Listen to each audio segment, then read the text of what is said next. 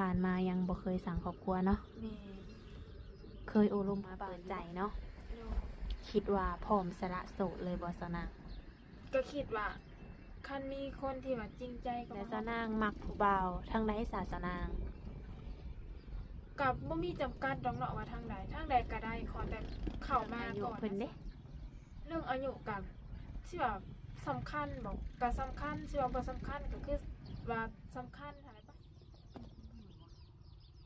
สบายดีFC ของสาวละน้อยเบอร์สุคนบ่ว่าสิอยู่ภายในหรืออยู่ต่างประเทศก็ยินดีต้อนรับเข้าสู่ช่อง YouTube ของสาวละน้อยอีกแล้วทุกคนเด้อเปิดภาพมาในมื้อนี้ก็อยู่ห่มต้นมะกะทันเด้อทุกคนเด้อมื้อนี้ทางสาวละน้อยได้ทีมงานก็ได้เดินทางมาหาทางผู้สาวโสดเนาะทุกคนเนาะ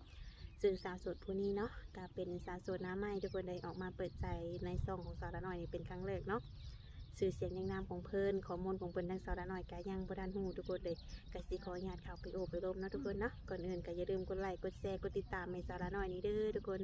เพื่อเป็นแรงบันดาลใจให้สาวละน้อยได้คลิปต่อๆไปเนาะโดย ครับทุกคนเนาะมื่อนี้ก็คือเก่าเลยเนาะเราก็ได้เข้ามาหาทางผู้สาวโสดอีกคือเก่าทุกคนเนาะ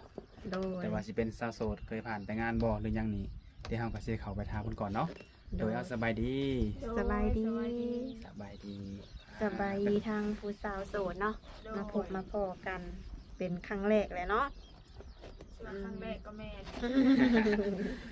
เพราะว่าหล่นเลยเนาะ แม่ ถ้าจีถามข้อมูลใหม่แล้วก็ถามชื่อเสียงในนามใหม่ซะเนาะ โดย แนะนำตัวเพิ่งดู โดยสื่อว่านาง โดย อายุจักปีเลย ก็เศร้า8 ปีสิเขาเศร้า9เลยนะ สิเข้าเศร้าห่วยแต่ว่าสิเข้านี่ใกล้นึงกะจะจอนี่คือวันเกิดเลยเนาะ แม่ อ่า เดือนได้ครบเสาเก่านี่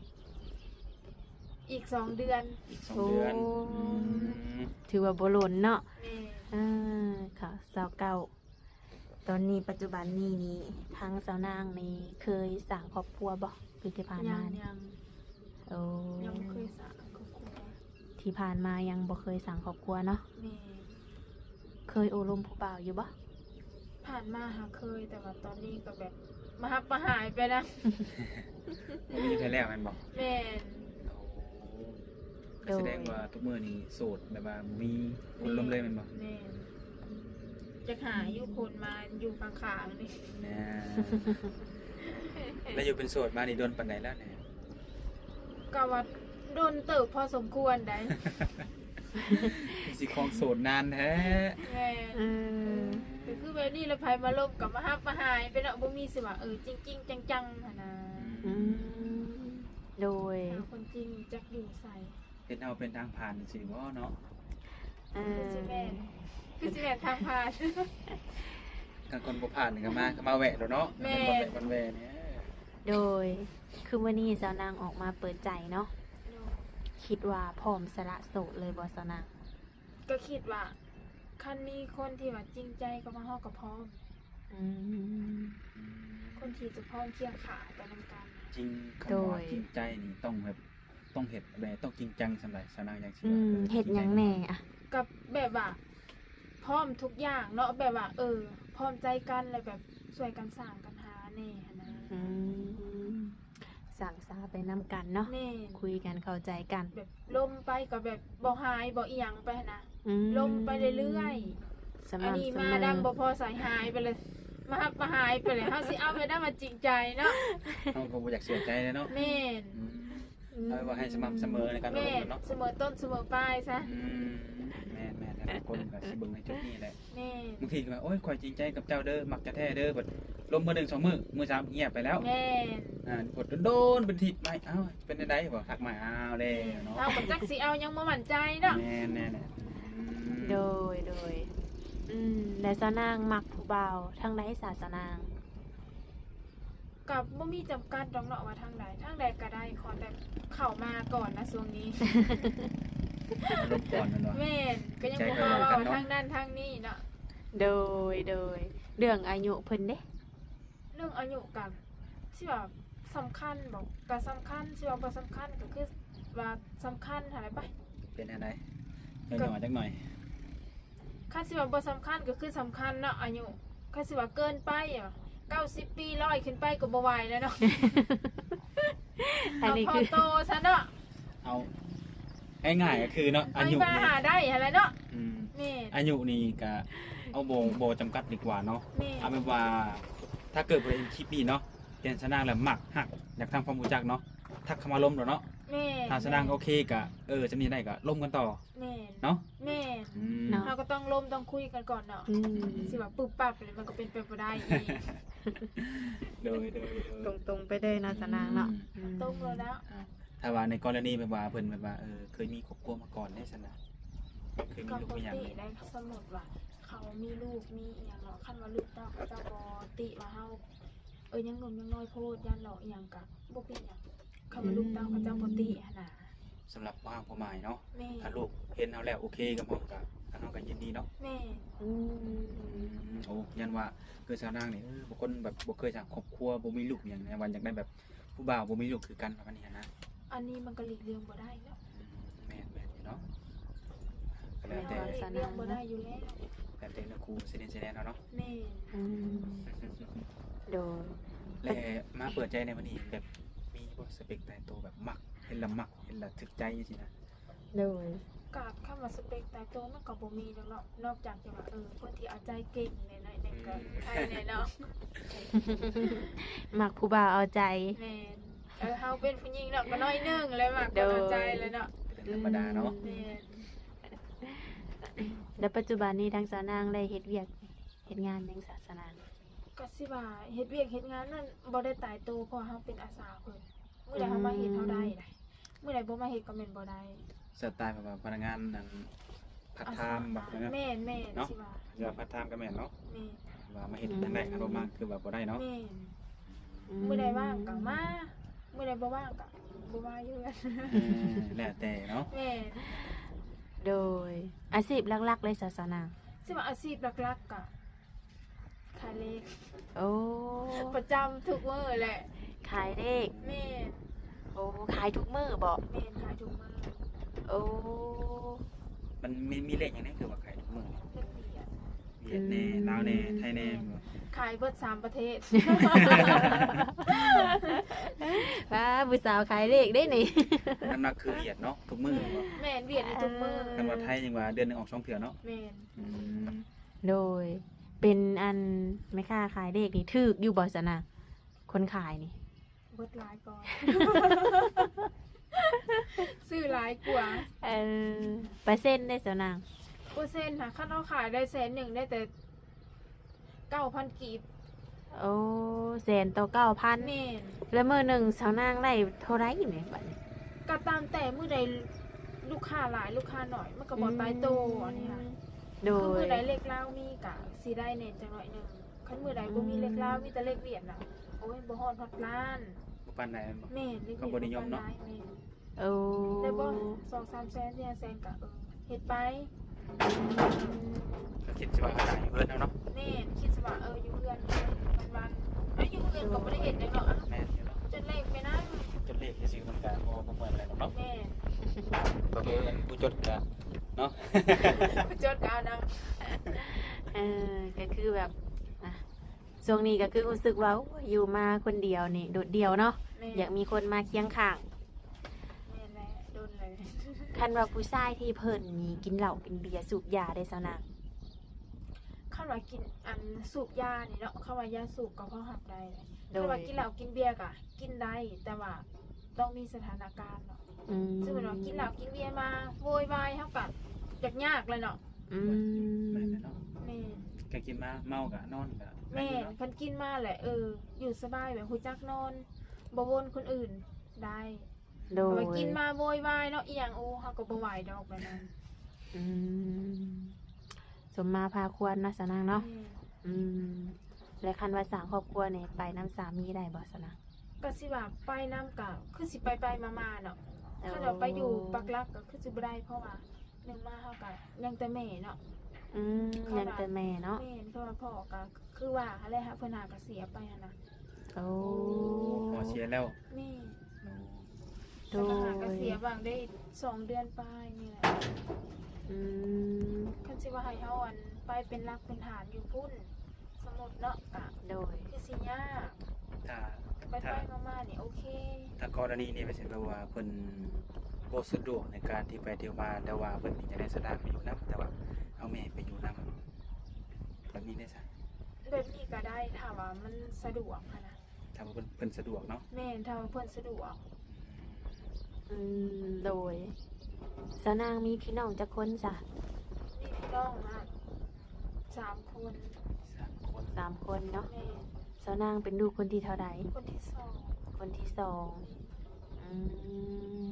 โดย เพิ่นยังบ่ทันสร้างครอบครัวบ่พี่น้อง อ่ามีอันอายผู้หนึ่งอาสาครอบครัวแล้ว แต่เพิ่นก็อยู่เพื่อนลูกเพื่อนเมียเพิ่นเนาะ โอ้ คือ น้อง ว่า เพื่อน แหละแม่ อืม เพิ่นก็อยู่เพื่อนลูกเพื่อนเมียเพิ่น โดย เขากับครอบครัวเขาว่าซั่นซะ โดย ถ้าเกิดไฟก็อยู่แม่ลูกนี่อ้างว่างนะ ได้เห็นหน้าอยู่บ่ซั่นแต่ละปีนะ ได้เฮ็ดแต่ละปีเขาบ่ได้เฮ็ดนี่บ่มีข้าวกิน แฮงแล้วเนาะ แม่นได้ซื้อนี่บ่ไหวเพราะว่าสิเอาเงินในไสคือพ่อกับบ่มีคนหาเนาะเว้าง่ายๆว่าเสาหลักเขาก็บ่มีแล้ว อืม ขาดเสาหลักว่าซั่นซะ โดยเฮ็ดหน้าปีหนึงได้จักสอบสาวนาง กะพอกุ้มกินสิว่าได้ขายก็บ่ได้ขาย อืม พอดีกุ้มสิว่าได้ซื้อก็บ่ได้ซื้อกันนี่ พอดีเป๊ะเลยเนาะ แม่น บ่ได้กินบ่ได้ซื้อหมูไงกันเนาะ แม่นเพราะบ่ได้ซื้อหมู อืมโดยถ้าว่าผู้บ่าวอยากมาเยี่ยมมายามเลยสาวนาง โอ้อันนี้ก็ได้บ่เป็นหยัง มาได้บ่ ยินดีต้อนรับเนาะ โดย อยากมาเบิ่งเลยเนาะว่าเป็นแนวใด โดยมาได้บ่เป็นหยังแล้วเพิ่นมาเยี่ยมมายามเฮาเนาะแฮงดี ดีเนาะ แม่น เพิ่นก็สิได้เห็นความการเป็นอยู่เฮาเลยเนาะ แม่น แต่เพิ่นทำได้เฮาก็โอเคเนาะ แม่นถ้าเพิ่นรับเฮาได้ก็โอเคเฮาก็บ่ติบ่อีหยังเนาะเพราะ โด ว่าย คือว่าแล้วเฮาก็บ่มีไผในเฮือนว่าซั่นซะ อืมไปเที่ยวไปหยังน้ำเพิ่นได้บ่ ถ้าเราไปเที่ยวมันก็สิได้อยู่เพราะเฮา ได้อยู่เนาะ เที่ยวเนาะไปตั้งไปลิ้นไปอีหยังเนาะ ไปแบบชมวิวเนาะไปผ่อนคลายประมาณนี้นะ โดนๆถ้าจึงได้ไปมันก็โอเค ถ้าว่ามีผู้นำพาไปเที่ยวก็ดีขนาดเนาะ โดย ให้ โด ดีนะตัวย นี้ มันยากนำผู้บ่พาไป เนาะ ในการร่วมกันนี่ต้องใส่เวลาหล่นบ่สาวนาง อันนี้มันก็ขึ้นกับความพอใจเนาะว่าสิ อืม โดนหรือบ่โดนว่าขึ้นกับการเฮาโอลมกัน โอ้แม่ เอา เนาะ แม่น บ่ได้ว่าเท่านั้นเดือนเท่านี้เดือนเนาะ แม่นบ่ว่าเอาซะ โอ้ คือว่าเฮาลมเข้าใจกันก็โอเคแล้ว เข้าใจไว้ก็ได้คบหากันไว้ได้ไปอยู่แฟนกันไว้ แม่ เนาะ แม่ ต่างคนต่างอายต่างครึ่งใส่กันห่วย แล้วก็ไปกันบ่รอดแล้วเนี่ย โดยคือสาวนางว่าเด้ออายุเพิ่นนี่นะพอไปมาหาสู่กันได้เนาะ60แบบนี้ได้สาวนาง ก็โอเคได้ถ้าเรา โอเคบ่ 60นะโอเคได้ อืมยังได้อยู่เนาะ60นี่เนาะ โดยได้ เกินเด้ ถ้าเราเกิน60กะระดับ70 80ก็ยังได้อยู่ซั่น ก็บ่ถึงขั้นว่าอันนั้นดอกเนาะ มันก็อยู่ที่ว่าว่าทางฝ่ายชายเนาะกับเพิ่นนี่ไปมาแข็งแรงปกติบ่เนาะบางทีกันบางคนเขาว่าอายุก็ขออนุญาตบางคนมีโรคจำตัวบ่หรือว่านอนติดเตียงบ่ประมาณนี้ แม่ นะ น บางคนก็นอนติดเตียงอยู่แต่ว่าคอยมีเงินดูแลแต่ว่าทางผู้หญิงเขานี่สิโอเคบ่แบบนี้ อันนี้ นะ เราก็ต้องโอลมกันเนาะ นั่นแหละ โดยถ้าว่าเพิ่นนี่เนาะในการร่วมกันเพิ่นร่วมกันเดือนนี่สาวนางประมาณช่วงปีใหม่ปีหยังแบบนี้เพิ่นอยากมาหมั่นมาหมายไว้ในศาสนา โอ้คันว่าเรื่องอันมามันมาหมายมันก็ขึ้นกับเฮาสองคนเนาะอันนี้มันสิตกลงกันได้บ่ โดย มันสิไปกันได้บ่ แม่นเนาะก็ต้องมีข้อตกลงกันเนาะ นี่ถ้าสิเว้าไปก่อนมันก็เป็นไปบ่ได้เนาะเพราะว่าเฮายังบ่ได้โอลมกับไผ ยังบ่ฮู้ต่างว่าไงคือต่างคนยังบ่นิสัยจังเป็นอะไรเนาะ แม่น โอ้ แต่ถ้าว่าแบบต่างคนต่างเพิ่งพอแบบใจกันนี่คือมาได้มามันได้แม่นบ่ นี่ ถ้าได้ร่วมกันแล้ว ต่ว่าเฮาตกลงปรงใจเนาะตกแตกกันว่าตกแตกกันหนนาว่าซั่น คือว่าจะอยากมามันกับข่อยกับพร้อมเนาะ นี่ อืมโดยอายุ60 กว่าได้เนาะ โดย อ่ะลองเบิ่งจาก FC ทุกคนหนุ่มๆเนาะสูงวัยที่ว่าอยากหาคู่ชีวิตเนาะคือทางสาวนางเพิ่นนี่ก็ว่าถ้าว่าคุยถึกใจกับพร้อมสละโสดเนาะ ดู รูปร่างหน้าตาเพิ่นนี่บ่สำคัญบ่ซะนะ แม่นบ่สำคัญ อืม บ่จะว่ามักคุณหล่อเนี่ยนะ คะแนนอย่ามาคือทรงโจรนะ